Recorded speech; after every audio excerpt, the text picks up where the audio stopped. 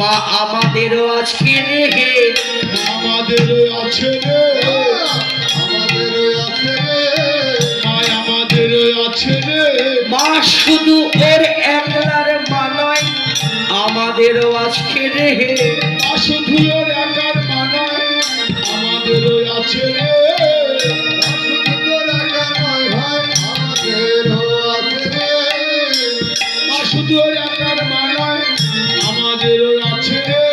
মা শুধু ওর একলার মা নয়, আমাদেরও মা আছে, আমাদেরও মা আছে।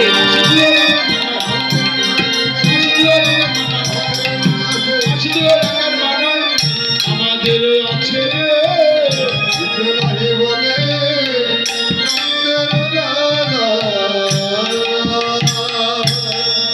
আরে সুবল, মা কি শুধু ওর একার? আমাদের নাই, আমাদেরও আছে। এখন বলতে পারিস ও বড় লোকের ছেলে, রাজার ছেলে, আর আমরা সামান্য গোয়ালার ছেলে, এটাই আমাদের আর ওর মধ্যে ফারাক। কিন্তু রাজার ছেলে বলে কি এত অহংকার?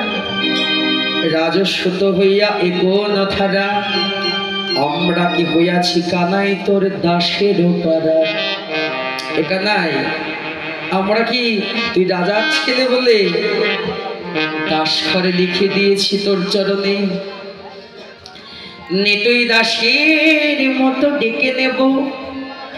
কানাই, দাস ঘর তো লিখে দিই নাই যে প্রত্যেক দিন তোকে দাসের মতো ডেকে নিতে হবে।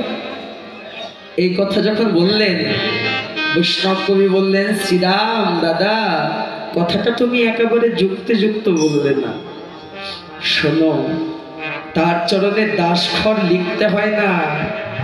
জীব যে জন্মগত ভাবে ভগবানের দাস,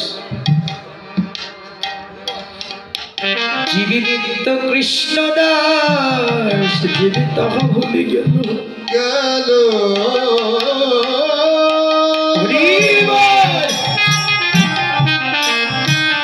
এ কারণে মায়া পিচাস কি জীবের গলেতে পড়িল।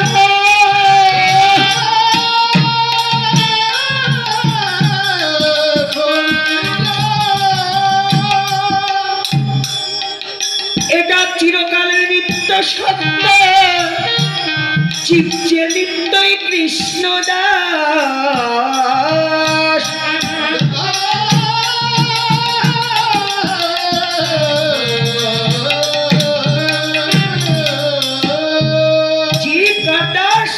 ভগবানের দাস দাদা, তার চরণে দাসঘর লিখতে হয় না, তুমি জন্মগত ভাবেই তার দাস। কিন্তু যে রসে আবদ্ধ করেছো তাকে, ভগবান তো নিজেই গীতায় বলেছে, যে যথাম্মাং প্রবর্তন্তে তাং স্থৈব ভজম্যহম মম বর্তানুবর্তন্তে মনুষ্যা পার্থ সর্বস্ব।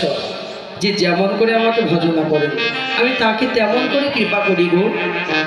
তুমি যদি ভগবানকে নিজের বন্ধু ভাবো, সে তোমার বন্ধু হয়ে যাবে। ভগবানকে যদি নিজের ছেলে ভাবো, সে তোমার ছেলে হয়ে যাবে। তুমি যাকে যে রসে ভাবনা করতে পারো, ভগবান তেমন করেই তোমাকে কৃপা করবেন। এই কারণে শ্রীরাম যখন বললেন, শ্রীরাম সুদাম মঙ্গল যাইয়া কহিছে শোনো হে কানাই ভাইয়া, রাজস্বত হইয়া একন ধারা, আমরা কি হইয়াছি তোর দাসের পাড়া। বললেন কি, এত কথা বলতে বলতে কানাইকে বললেন, ওরে শ্রীদাম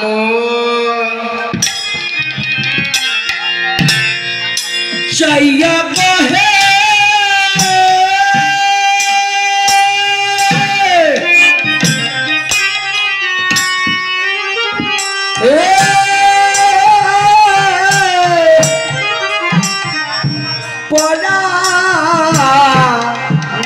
ভাই,